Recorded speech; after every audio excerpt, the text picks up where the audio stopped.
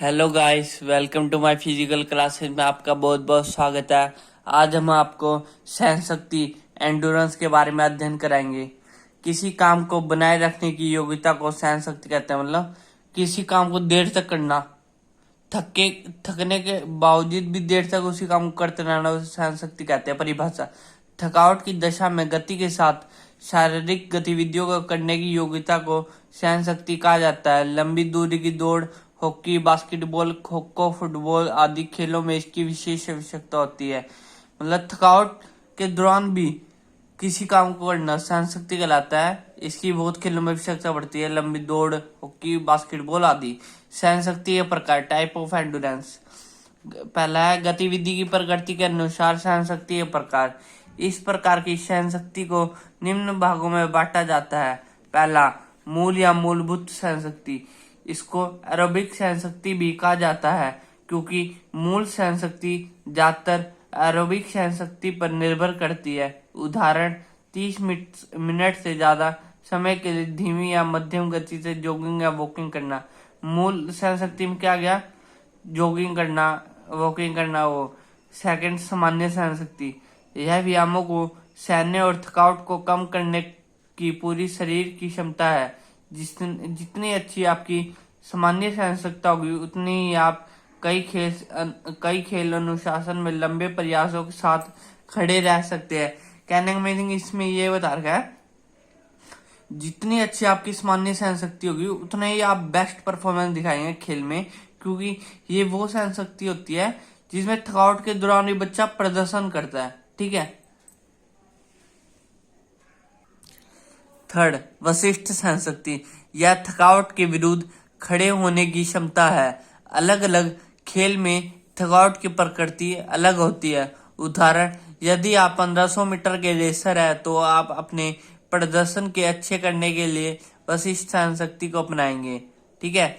अब ख, गतिविधि की अवधि के अनुसार सहन शक्ति के प्रकार। फर्स्ट, गति सहन शक्ति। यह समय बढ़ाने की क्षमता है, जहाँ अधिक से अधिक गति बनाए रखी जा सकती है। उदाहरण: 400 मीटर स्प्रिंटर, 400 मीटर रेसर जो होते हैं ना, उसमें गति, स्पीड सहन शक्ति की जरूरत होती है।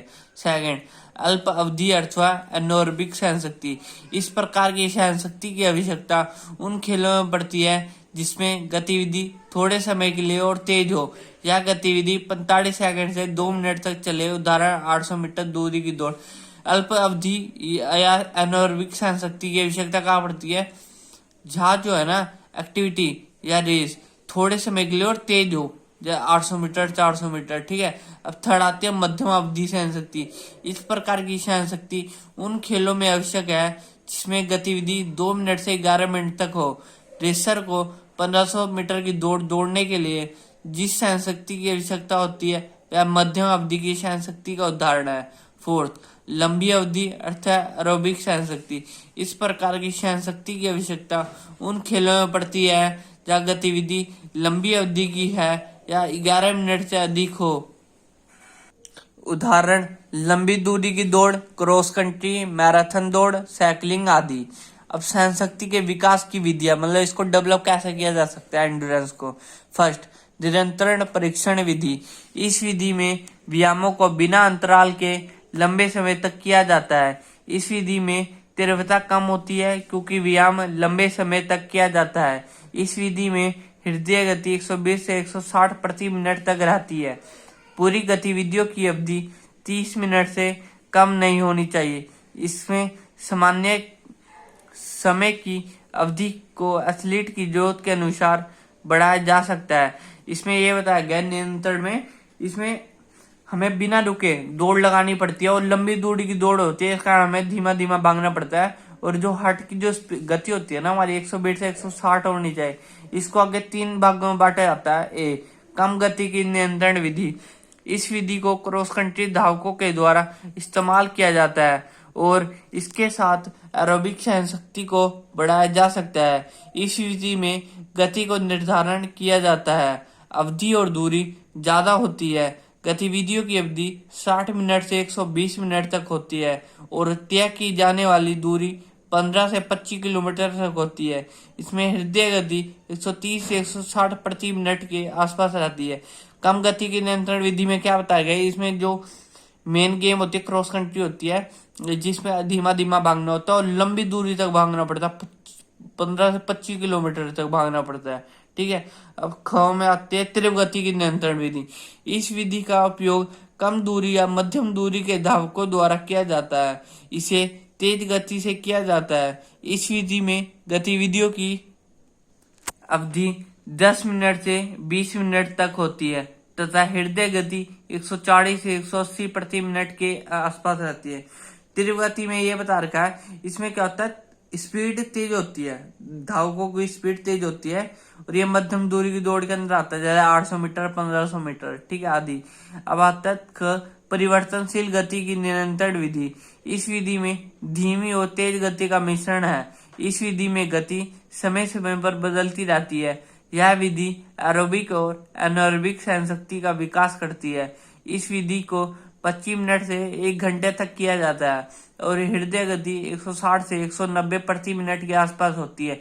इसमें यह बताया रखा है कि ये जो है ना धीमी और स्लो फास्ट, इसमें जो मेन एक्टिविटी होती है स्लो फास्ट की होती है, ना तो ज्यादा तेज भागा जाता है और ना ही ज्यादा कम भागा जाता है, और 25 से 1 घंटे तक होती है ये एक्टिविटी। अब नियंत्रण प्रशिक्षण के लाभ। पहला लाभ बेनिफिट क्या क्या हो सकते हैं इसके, यह जिगर और मांसपेशियों में ग्लाइकोजन की मात्रा बढ़ाता है। यह माइटोकॉन्ड्रिया की संख्या और आकार बढ़ाता है। थर्ड, इस प्रकार के व्यायाम से एरोबिक फिटनेस काफी अच्छी बनती है क्योंकि व्यायाम करते समय इसमें पर्याप्त मात्रा में ऑक्सीजन मिलती है। अब इसकी हानियों के बारे में पढ़ेंगे, डिसएडवांटेजेस। फर्स्ट, लगातार प्रशिक्षण से एरोबिक फिटनेस बेहतर बनता है लेकिन एनारोबिक फिटनेस में इसका बहुत ही कम योगदान है। सेकंड, इस प्रकार की विधि अपनाने वाले को एक समय के बाद गतिविधि करने का मन नहीं करता। अब जो सेकंड प्रशिक्षण है हमारा ट्रेनिंग है वो है अंतराल प्रशिक्षण विधि। इस विधि को टेरिस ट्रेनिंग भी कहा जाता है। इस विधि में एथलीट 100 मीटर की दौड़ तेज गति से करता है तथा उसे हृदय की गति 180 बीट होती है। जब वह आराम करता है तो तब उसके हृदय की गति 120 से 140 तक होती है। इस विधि में एक ही बार चीज को दोहराया जाता है और बीच में आराम भी किया जाता है। मतलब ये जो विधि है ना, ये ज्यादातर छोटी रेस में काम आती है, 100 मीटर 200 मीटर, और इसमें जो है ना एक ही चीज को बार बार रेपिटेशन लगती है। 100 मीटर की ज्यादा 20 बार रेपिटेशन करती है, फिर राष्ट्रीय भी मिलता है 1 मिनट का। अंतराल प्रशिक्षण विधि के लाभ बेनिफिट क्या क्या हो सकते हैं। फर्स्ट, यह उच्च स्तर की एरोबिक और एनारोबिक सहनशक्ति बढ़ाता है। सेकंड, कम समय में सहनशीलता के उच्च स्तर को प्राप्त किया जा सकता है। थर्ड, इसे आयोजित करना आसान है। फोर्थ, प्रत्येक धावक और अन्य खेलों के खिलाड़ियों के लिए भी उपयोगी है। फिफ्थ, प्रगति को आसानी से मापा जाता है। हानि है इसके डिसएडवांटेजेस क्या क्या है। फर्स्ट, अंतराल प्रशिक्षण में शरीर बहुत आसानी से थक जाता है तथा तनाव में जाता है, तनाव मतलब टेंशन में हो जाता है। अब आते हैं हमारा थर्ड जो ट्रेनिंग है, फार्टलैक प्रशिक्षण विधि। इस विधि को स्वीडन ने शुरू किया था। फार्टलैक एक स्विस शब्द है जिसका अर्थ है गति, खेल। यह एक प्रकार की क्रॉस कंट्री दौड़ है। फार्टलैक ज्यादातर पहाड़ी रास्तों पर की जाती है। यह उन खेलों के लिए अनुकूल है जिसमें धैर्य का विकास हो। यह प्रशिक्षण पहाड़ी रास्तों, नदी के मार्ग, जंगल, कीचड़वाड़ी रास्ते या रेतीली रास्तों पर किया जा सकता है। इस विधि में दौड़ के साथ साथ व्यक्ति कुछ व्यायाम भी शामिल कर सकता है। व्यायाम जैसे कि एक पैर पर उछलना, कूदना, पलटी मारना, उछलना, दोहरी उछाल कूद आदि। इस प्रशिक्षण को 20 मिनट से 1 घंटे तक किया जाता है। फार्टलैक प्रशिक्षण विधि में क्या आ गया भाई, हमें जो है ना मेनली इसमें क्रॉस कंट्री शामिल होती है और ये जो है ना धैर्य का विकास करता है। इसमें कौन कौन से ये जो दौड़ होती है कहाँ लगाया जा सकता है, पहाड़ी रास्तों में, नदी के किनारे, कीचड़ में लगाए जा सकते हैं, रेतीली मिट्टी। मतलब इसमें जब हम रनिंग करते हैं तो उसके साथ एक्सरसाइज भी करनी पड़ती है हमको। ठीक है, उछलना, जंपिंग करनी, रस्सी कूदना, और ये ज्यादातर 20 मिनट से 1 घंटे तक किया जाता है। अब इसके उदाहरण जैसे कुल अवधि 45 मिनट की होती है प्रशिक्षण करने के लिए, ट्रेनिंग करने के लिए जो टाइमिंग होती है 45 मिनट। दिल की धड़कन 140 से 150 बीट मिनट होनी चाहिए। वार्म अप 5 से 10 मिनट तक आसानी से दौड़ना। 1.5 से 2.5 किलोमीटर तक लगातार तेज गति से दौड़ना। रिकवरी लगभग 5 मिनट तक तेज कदमों से चलना, रिकवरी करने के लिए बॉडी को। 1 मिनट तक तेज गति। अब इसके बेनिफिट्स पढ़ेंगे, एडवांटेजेस, लाभ क्या क्या हो सकते हैं। फर्स्ट, यह प्रकृति में लचीला है। सेकंड, इसका अनुकूल करना आसान है। थर्ड, यह उन खेलों के लिए सहन शक्ति बढ़ाने में बहुत मदद करता है जिसमें सहन शक्ति की बहुत आवश्यकता होती है, जिसे क्रॉस कंट्री दौड़, मतलब ये जो है ना उसके लिए बेनिफिट है जो सहन शक्ति को बढ़ाता है, जिसमें लंबी दूरी की दौड़ के लिए ना ज्यादातर सहन शक्ति की जरूरत होती है, क्रॉस कंट्री दौड़। फोर्थ, किसी उपकरण की आवश्यकता नहीं होती, मतलब कोई भी इंस्ट्रूमेंट नहीं चाहिए। फिफ्थ, ज्यादा गिनती में एथलीट भाग ले सकते हैं। अच्छी एरोबिक और एनोरबिक फिटनेस विकसित होती है। अब इसकी हानियां, मतलब डिसएडवांटेजेस पढ़ेंगे। फर्स्ट, कोच को गतिविधि की निगरानी करने से मुश्किल आती है। सेकंड, ट्रैक पर असली दौड़ का अनुभव प्राप्त नहीं होता। फोर्थ, पुनरावृत्ति विधि, यह उच्च तीव्रता वाले प्रशिक्षण तकनीक है जिसमें आपको अधिकतम 90 से 100% पर काम करना होता है। यह विधि विशेष रूप से गति सहनशीलता में सुधार के लिए प्रभावशाली है। इस विधि के अनेक प्रकार है।